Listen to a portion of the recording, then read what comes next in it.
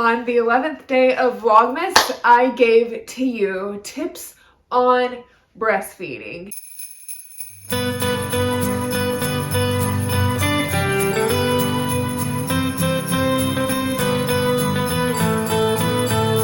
I know what you're thinking. I want to talk about this because breastfeeding is something I'm very passionate about, and it's my second go around. I'm not an expert, but I do believe by now I know what I'm doing. Like, subscribe, and comment if this is something that interests you. I have more fun topics in the past, and I have more fun topics in the future. This is just something I want to add value to other mamas because I know how lost I was in the beginning. Without further ado, let's talk about boobies. Bentley is my 4-year-old, and I'm not gonna lie, before I started breastfeeding him, the idea of a baby sucking on my nipple felt and sounded really weird. It felt like it would be very foreign for me, and I wasn't sure if I was even keen on the idea of breastfeeding. Fast forward to the time that they laid Bentley on my chest, it came natural. It felt like I was meant to do that. So if that is you, you are a first-time mom and you are kind of putting your toe in the water of the idea of breastfeeding, then fear not, it'll come natural to you. And if it doesn't, if it's not right for your mental health, then that is okay too. The purpose of this video is not to push the idea of breastfeeding onto anyone.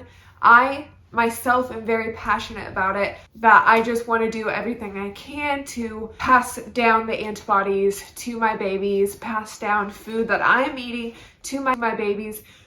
But in the end, fed is best in the bigger picture of things. In the beginning, the main obstacles that I had with breastfeeding was just that the baby's mouth was too little. Not to be weird or anything, we are talking about babies, so it might get a little uncomfortable.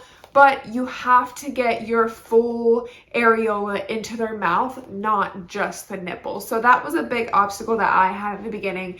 If they are not latched right, it can lead to cracked nipples or painful nipples. And with Bentley, mine even started bleeding. With Quincy, I didn't feel any pain at all. It was almost like my nipples were numb from breastfeeding Bentley before. I could have flicked it, I could have pierced my nipple, I would have felt absolutely nothing. With my first time and second time baby, the first 2 weeks were the hardest. Once I got past the 2 weeks, I was golden, I was good to go. 2 weeks are always the hardest, just from exhaustion, maybe from pain from being first time, or just even not used to doing it. It's something that you just have to get used to doing. I will say though, I do like breastfeeding a lot more than having to wake up and go make a bottle. So it's very convenient, very easy, and cheaper on your wallet. With Bentley, I breastfed until he was 7.5 months old.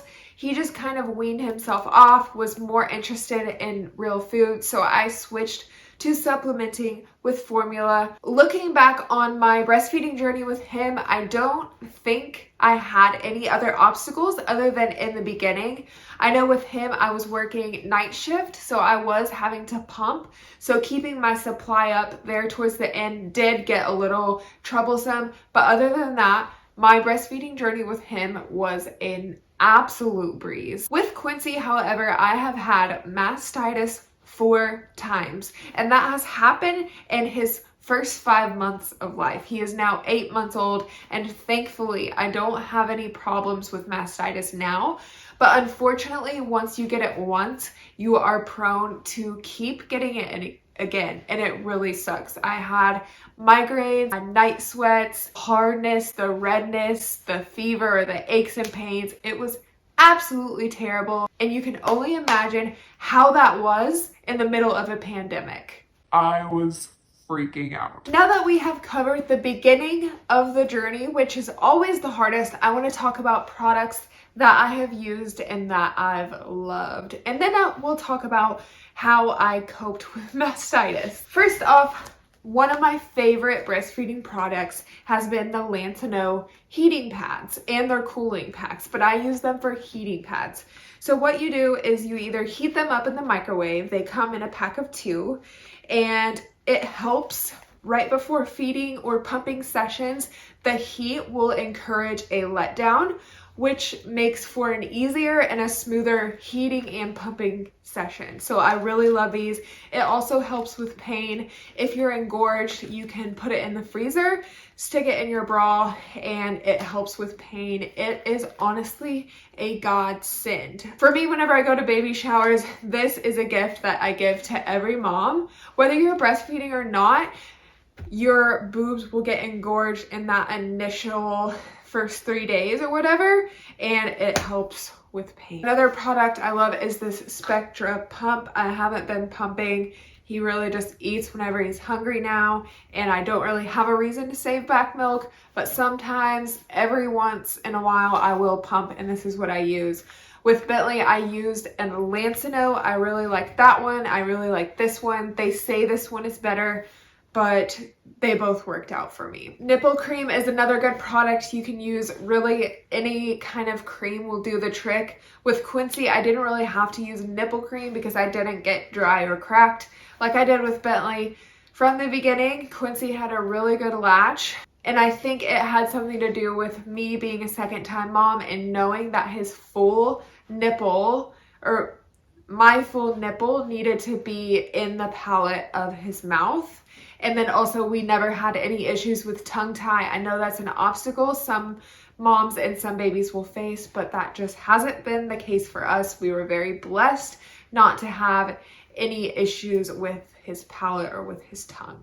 More products you can use and that they make I never really invested in is these massagers for your breast. If you start to get clogged ducts, I will link one below that someone has shared with me. I personally have just used my hands, have just used actual massagers, and I actually have this back massager. It also vibrates that I've used to kind of help encourage your ducts to get unclogged if you have that issues, and mastitis as well. Like I said, I had it 4 times.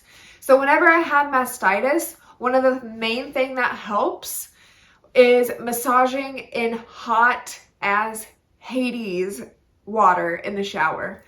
So actually shout out to a friend of mine named Kelsey. She told me about this trick and it really worked for her. It worked wonders on me as well. What you do is get in the hot shower, as hot as you can stand it, stand right under it with the water on your boobs, and then you take a fine-tooth comb and just massage from outwards going down towards the nipple, and do that for as long as you can stand it. That really helped for me to encourage the ducts to get unclogged. Another good product people use for that is sunflower lecithin. I don't know how to pronounce it.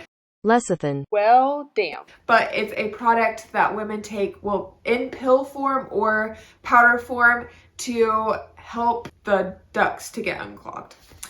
Another product that women swear by that I never had was the Haka pump. It's basically like a manual pump that you can use just to kind of relieve real fast for like a quick pump if you need to. They also use them for just suctioning on there and catching the excess milk that comes through. Whenever you feed on one side, you usually leak on the other. So catching that extra breast milk is great. You can save the milk for whatever you need it for. For catching that milk, I personally just use breast pads to just kind of soak in the milk. I don't feel like that for me is enough milk to save. I guess you could use it for like milk baths or what have you. Another good thing you can do when breastfeeding is in the beginning you produce a substance called colostrum. It doesn't really look like milk. It's like a thick yellow substance, and it's actually great for babies in the beginning for their immune system, for their growth and development, for their brain, and it's so good for them. So if you have any left over, you can pump and save it in the future in case they were to get sick. It would be great to kind of act as antibodies and help them fight off that disease or illness. Another product I want to talk about is the Boppy. For some reason, I didn't use it as much with Quincy as I did Bentley, but it's basically this pillow. It's actually in the other room. Quincy's sleeping, so I'm not going to go grab it. But it's this pillow that goes around you, and you don't have to use your shoulders, don't have to hunch over your baby to breastfeed them. I don't know why I didn't use it with Quincy as much. I guess I just had like a bunch of pillows to lean up on, and I was more laid back in feeding him rather than sitting up. It was really helpful with Bentley, but not so much Quincy. It was just kind of something we used every now and then.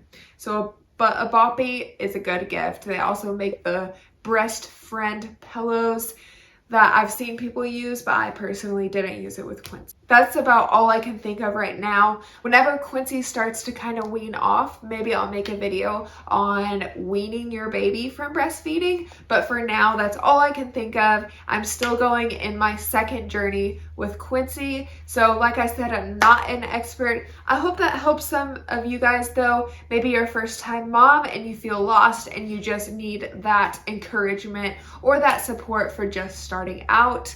Please like, subscribe, and comment. I'll see you tomorrow for Vlogmas Day 12, and thanks for watching. See you later.